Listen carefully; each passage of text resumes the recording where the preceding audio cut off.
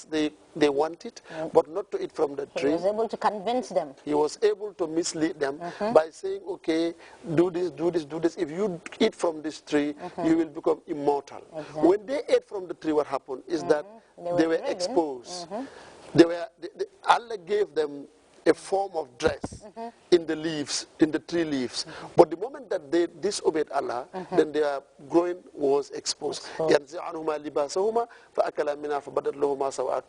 So here you can see that exposure of somebody's groin, exposure of your body is not only disobedience of Allah, but it's also a punishment. It's a punishment. It's a punishment of disobedience of Allah.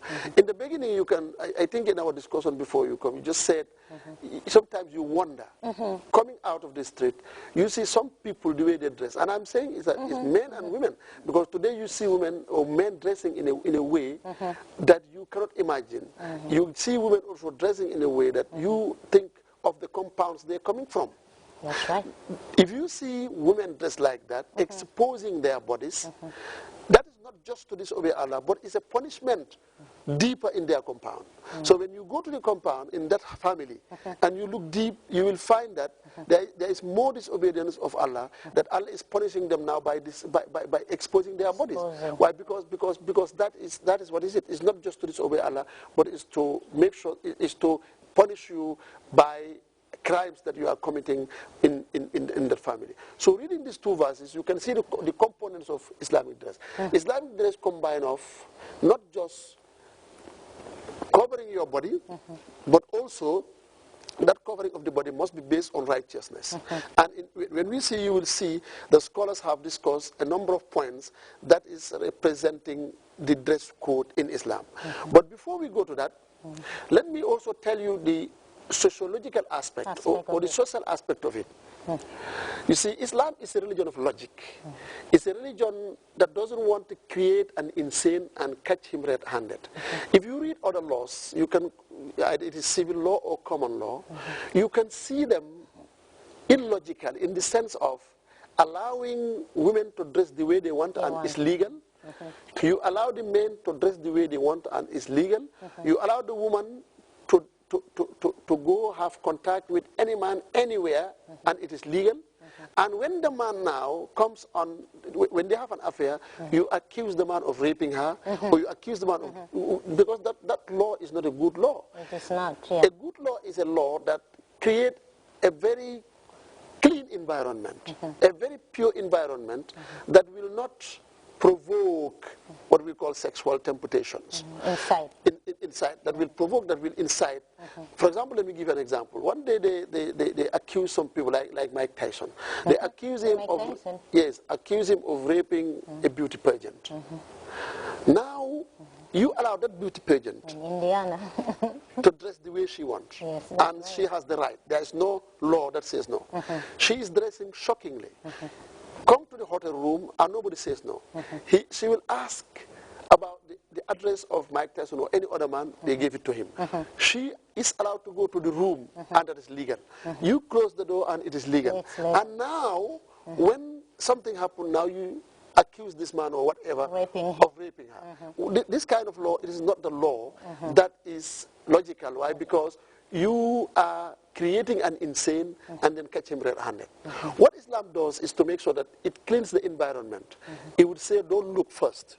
Why? Because that look can attract you. Then lower your gaze. Not only that, but women should dress and men should dress properly.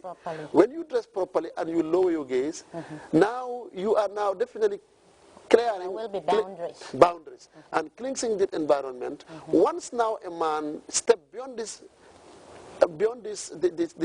bounds and then attack a woman, then the degree of criminality in him is deep and then you deserve to be punished. But that is why Islam starts with, because there is a sociological and social reasons for this dress code. Why? Because adultery and fornication are major sin in Islam. Adultery and fornication are major sin in Islam. Azani la yankihu azanitu wazani fajlidu kulla wahid minhuma jalda. As long as that is the case, adultery and fornication are major crime, then you have to block the means or the means to any anything that leads to this major crime. That's right. That is why to ask women to dress properly is to prohibit or to block any means that lead to this crime. The second thing is that also about looking into, gazing into the woman. Tell Muslim men to lower their gaze. Tell Muslim women also to lower their gaze, because that is better. So you can see that socially, Allah subhanahu wa ta'ala doesn't want us to fall into the trap of a major sin. Why? Because that is the beginning of ruining, the beginning of corrupting what we call behaviors of the people. And once the conduct and the behavior is corrupted, then civilizations fall, countries fall, because countries and civilizations are sustained through the sustainability of good conduct of mankind. Islam wants to create a society and sustain it. And if you want to create a society and sustain it, you must be sure that people behave very well, and also sin is kind of confined.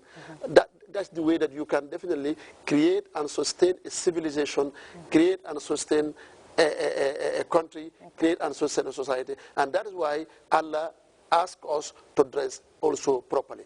When you go to the law, you have just quoted a verse from how to call it, from Surah Al-Ahzab, where Allah is saying, where Allah is saying, يا أيها النبي قل لأزواجك وبناتك ونساء المؤمنين يدنين عليهن من جلابيبهن ذلك أدنى أن يعرفن فلا يؤذين. Before that, Allah also is saying in Surah An-Nur, قل للمؤمنين يغضوا من أبصارهم ويحفظوا فروجهم وقل للمؤمنات يغضضن من أبصارهن ويحفظن فروجهن ولا يبدين زينتهن إلا ما ظهر منها. If you look at the Islamic dress code, it's addressed in two main verses of the Quran, in two main surahs, is Surah An-Nur and Surah Al-Ahzab. Sometimes people want to quote it as Ada. They will tell you, no. This kind of dress code is Arab customary dress code of Islam. No, that is not true. When you say a woman, for example, dressing very well, some people just want to say that it is an Arab custom. No, that is true. That is not true. Even if it was a custom before Islam, when Islam comes, Islam has Islamized it. And once it has Islamized, you are a Muslim, you should adhere to it. You have adhered to it, not as a custom, but as an Islamic requirement. And if you read the Quran, Islamic principle and Islamic requirement. When you read the Quran, you can see that dress code has been addressed in the Quran, especially in two of the surahs. Surah An-Nur, I have just quoted, in Surah 24, 31, tell Muslim men and women to lower their gaze, and also ask the woman, وَلَا يُبْدِينَ زِينَتَهُنَّ, let them not to expose their beauty except what is necessary. And إِلَّا مَا ظَهَرَ مِنْهَا has been interpreted by the scholars as saying that then women cannot, they have to cover all their body except the face and the palms. That's what they mean, illa ma zahara minha. So that is what the ayah is saying, and of course scholars have disagreement over what does it mean illa ma zahara minha. Some are saying that no, it means, you know, what you cannot hide, because the more you dress, the more there is on the dress something that people want to see. They say things that you cannot hide in the dress. This is what is known as illa ma zahara minha. But Ibn Umar and Ibn Abbas are saying that illa ma zahara minha mean the face and also the two palms. And then in addition to the verses that you have mentioned, where Allah subhanahu wa ta'ala asked the Prophet to tell, yes, to tell his wives and his daughters, and the daughters and the wives of all believing men, the wives of all believing men, to cover, in fact, to release their garments.